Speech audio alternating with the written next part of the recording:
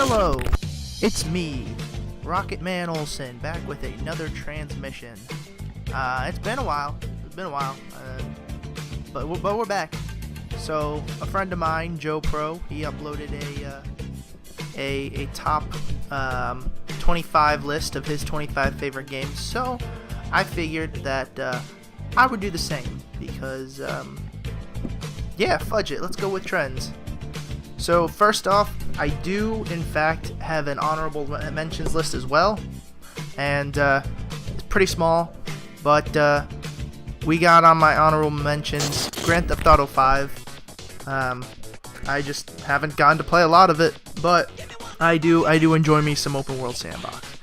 We got Madden 18 because that's the one with my favorite athlete on it. We got Speedrunners. I just tend to be very good at that game when I play against my friends, so when you have a knack for something, you kind of just enjoy the feeling of winning all the time. And then we got Lethal League. Now I probably would put Lethal League 2 on here if I had played Lethal League 2, but I haven't, so we're kind of sitting at a little standstill here. But yeah, no, Lethal League 2 just looks like better Lethal League, so we're gonna say that 2 is the better one. Okay, so here we go. Top 25, starting with number 25, we have the Virtual Magic Kingdom. That's right, no holding back, baby. I'm going straight in. VMK, 3 magical letters, 1 magical website. I gotta say, this was such a fun website to go on back in the day. When I was in elementary school, every day I'd get home and I'd play it. Let's see, what possibilities are there? You walk around basically virtual Disneyland for 0 monies, and you can get girlfriends and then break up with them the next day because they didn't log on in time, and then you can go find a new one, so that's pretty cool. And I guess what you would do to consider it a game is there's a quest thing where you can do different quests and stuff, and you can like visit people's rooms. It's basically, in my opinion, a better Habbo Hotel. So thank you VMK for so many great memories. I think I was addicted. Number 24 is Gang Beasts. I love Gang Beasts. It's a great multiplayer game that I guess could require skill, but because of the old little Play-Doh men and their flailing arms, there's really no skill to it. It's just a lot of screaming and trying to throw each other off of stuff, and I personally enjoy it very much. Number 23, I put on Advance Wars. I would probably put Wargroove in this spot, just because Wargroove, it looks like a jam. For those of you who are looking for a good game, I'm going with my gut instinct here, but go buy Wargroove. It's $20, and it looks like such an incredible experience. It's like Fire Emblem, but like you don't need the complex story. You just play, and there's so many different like units and stuff, and apparently it's up to 4 players, which is nuts, but it looks like so much fun. I'm probably gonna buy that as soon as I get the money because you know, finance transactions tend to take a long time when you're up here in space. So go buy Wargroove, but you know, Advance Wars is basically like Wargroove 1, and it's amazing. I love playing against people on it and just having a grand old time. Number 22, it's the only NES game on this list, and that's Castlevania. I love Castlevania. It's super hard, and I haven't beaten it. In fact, I haven't beaten a whole lot of games on this list, but we're going based off of the story that I know so far, the mechanics, and all that stuff. And I gotta say, Castlevania, it's quite a delicious game, I must say, especially for NES days. I might even possibly argue it's the best NES game of all time. I would also probably put Mr. Gimmick up there for best game, but I can't really even beat the second level, so I can't do that. But I can at least get past like the first 4 levels in Castlevania, so I think that says much more. Number 21, we have a game with an incredible soundtrack, Space Channel 5 Part 2. Wonderful music, lots of chews, lots of heys. You're gonna get a good amount of that. If you ever thought, hey, I need a game where I say chew and hey much more often, wow, you found Space Channel 5 Part 2. Something I forgot to mention, number 22 is Castlevania also has great music, just like Space Channel 5 Part 2, and that's how I'm going to tie that part in. Let's move on to number 20. Number 20, we have Pokemon Ruby. It was the very first Pokemon game I ever owned, and I love this game. All the starters are so fantastic. It's so hard for me to choose one every time I start up a new game. I love the storyline. I love the region. Yes, there's a lot of Tentacool, but whatever. It's just a great experience. Probably one of the best Pokemon experiences you can have starting out. Number 19 is Mass Effect 2.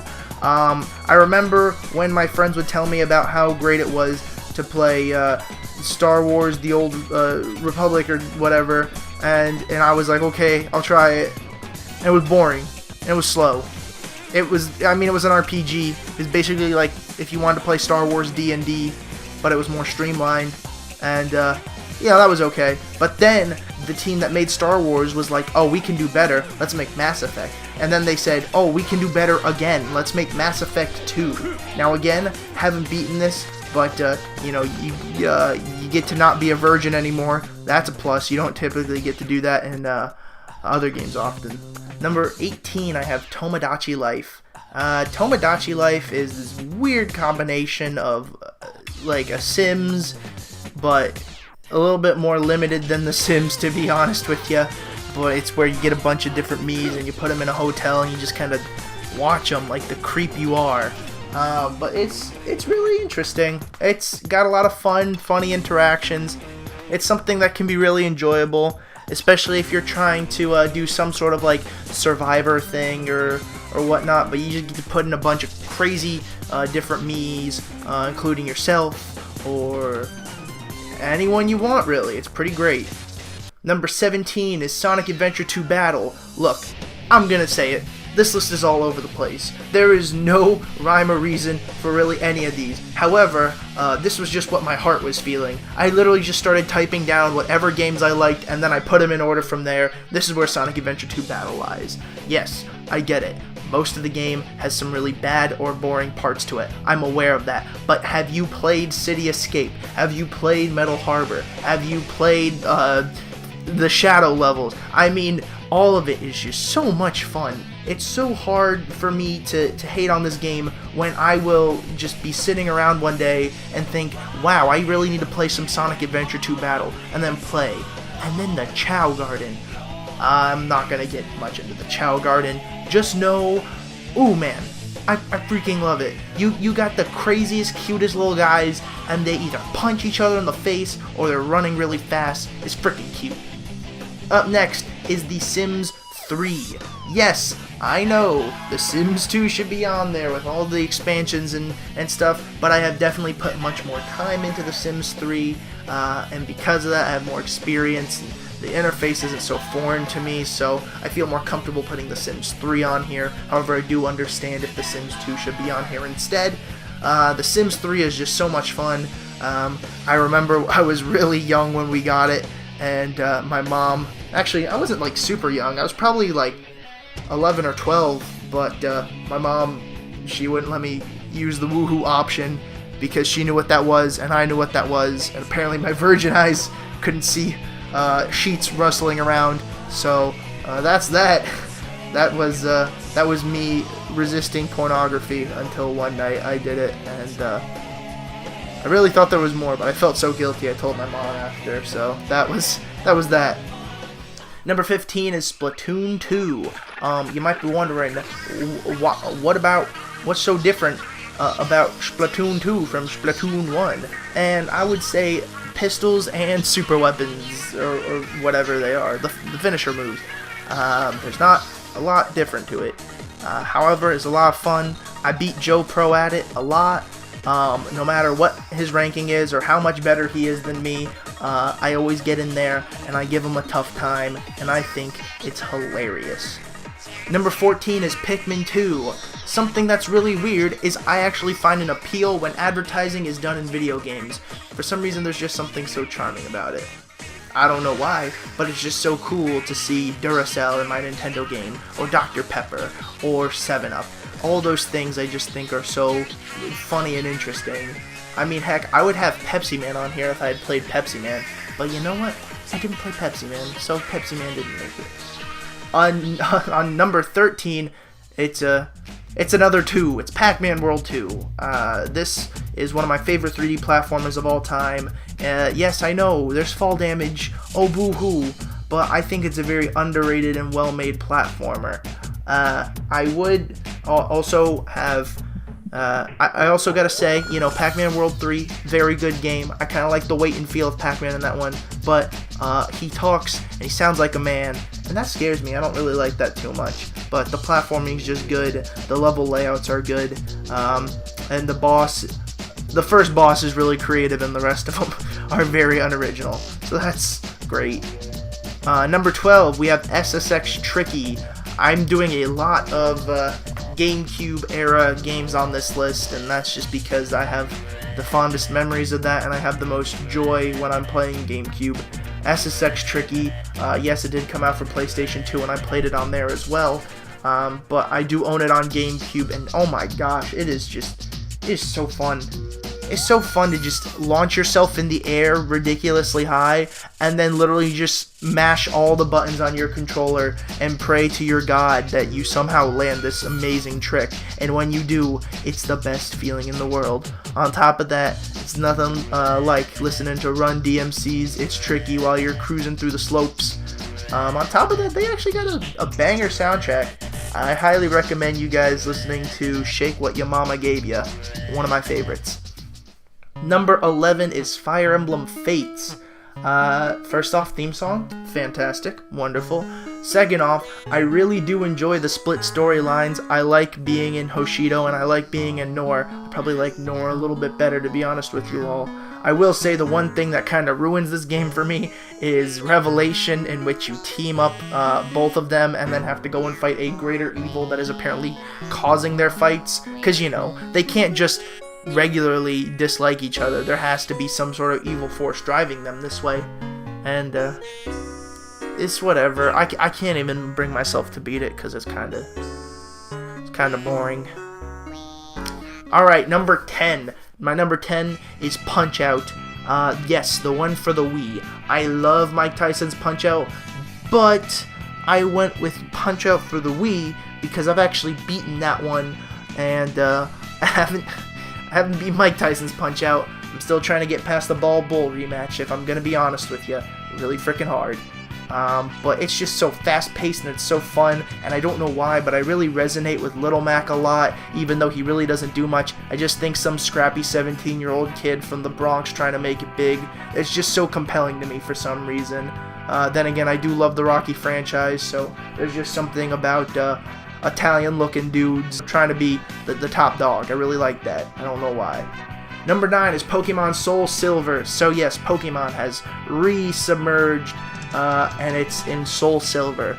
Now, I don't play this game much, and I haven't replayed it a lot, because honestly, where I'm at with my Pokemon, I'm kind of just set, and I don't want to really touch anything or ruin anything. I think my Shiny Trapinch is in that game, which I still need to evolve into Shiny Flygon. I feel like in a video game, when you play it, there tends to be moments where you can get really bored with it, but with Soul Silver, I don't recall ever really being bored with it or tired of it. There was always something fun or exciting to do, and you know, that was really cool to see. It was a Pokemon game that was consistently fun throughout. The partner system was cool, and getting to have your little dudes follow you wherever and talk to them, and they were always happy because after battling with them long enough, everyone loved you. So it was a really fun game, and I have a lot of fond memories of it. Up next, number 8. Mario Party 3! My favorite Mario Party in the series. The mini games are just, in my opinion, the best. The maps are pretty fantastic. I love that Nintendo 64 charm to it. I love a lot of Nintendo 64 games. They just weren't really able to make the list. You know, I would probably put Pokemon Stadium on here if it was a bit more balanced. I would probably put, you know, F-Zero X if I could beat anything past the first circuit. There's a lot that I could put on for Nintendo 64, but there's just reasons that hold it back. So Mario Party 3 is repping it for all of the Nintendo 64. So congrats, Mario Party 3. You are the N64's champion. Number 7, Breath of the Wild. I love Breath of the Wild. I don't care what Joe Pro says. I know that that, you know, he had something to say about it when he talked about Ocarina of Time being perfect. And, you know, I highly disagree. I think Ocarina of Time has a lot of flaws. It's just very good at telling a story, and because of that, it makes people oversee all of it. Now, with Breath of the Wild, what story? There really isn't a story. And that's what I think is so fantastic about Breath of the Wild. You literally determine whether there's a story for you to follow or not. You can make up your own story. You can go and explore this like vast world with so many different things. There's so many fun things to do. You know, maybe you see like a bokoblin camp, and so you think, all right, I'm gonna infiltrate this and try to be like super sneaky. Or maybe you go onto like an island where you literally get all of your equipment stripped, and then you gotta go and look for stuff and then rebuild yourself and do this thing where you get these balls and you put them in holes. I mean, there's just so much fun to do. There's so much fun to be had with it and play with. And yeah, Breath of the Wild, it's a really charming game. I didn't really plan on putting it this high, but after rethinking my experience with it, it was just a lot of fun going around and just seeing the grandness of it and just how beautiful it was. Number 6 is Mario Kart Double Dash. Yes, that's right. It's made my list as well. I know that Joe Pro put it up pretty high. He's a big fan of this game, and I am too. It's my favorite Mario Kart as well. I tend to be very good at this video game as well. I recall one time playing a game where we were on DK Mountain. It was me and Joe Pro and 2 of our friends, and I think I got hit with 3 blue shells and still had the lead the entire race, and I don't think they caught me. Up next, we have a game that I've recently gotten back into with a vengeance, which is Animal Crossing New Leaf. Oh my freaking gosh, man. It's so much fun. It's so much fun. You just, you know, you get a big house, you get some really cute decorations. I don't know why, but I buy a lot of the food decorations, and I just put food all over my house, and that makes me hungry, and then I want to go and buy a snack in real life. But you know, there's that. I love digging for fossils. I love going to Tortimer Island late at night and catching a bunch of these beetles that get me mad money, and then have me literally like get the renovations for my house paid off within that night. I love all the villagers. They're very charming and lovable. I love how they added the campground stuff. I think that brings some new life to the game. I love going and checking out other people's houses in the Happy Home Association area, and then just literally buying whatever crap they got in their house because you're like, dang, this looks awesome. You know, it's so much fun. There's so much to motivate you. There's so much to do. You can create your own narrative. I can just go on and on about this game forever. Also, Isabelle, she is wonderful. I love that dog. And you know, I might have another reason for loving her later on this list, but we'll get to that. Number 4 is Super Smash Bros. Melee. Melee. It's Melee. I love this game. I'm not good at it, but you know, hey, I was able to get all the characters, and you know, I had to use Master Hand to get all the stages, but I did it. And man, that was just fun. That was such a good time. Just going through that game in the story mode. I thought it was so cool how it was more of like a platform between everyone's worlds. It wasn't really like a subspace where it was all like one collective world. I kind of thought that was boring. You know, and I like it better than Ultimate's World of Light story, because yes, while it is really cool to run around in the overworld, like it's more of just a get to the next fight kind of situation. It's not like you're actually playing through the world. So it was really cool with Melee that like I go through the Mushroom Kingdom, I go through the DK stuff, I go through Hyrule, I go through Brinstar, I go through Fox McCloud, I go through Kirby, all of this. It's just, it's so good. So good.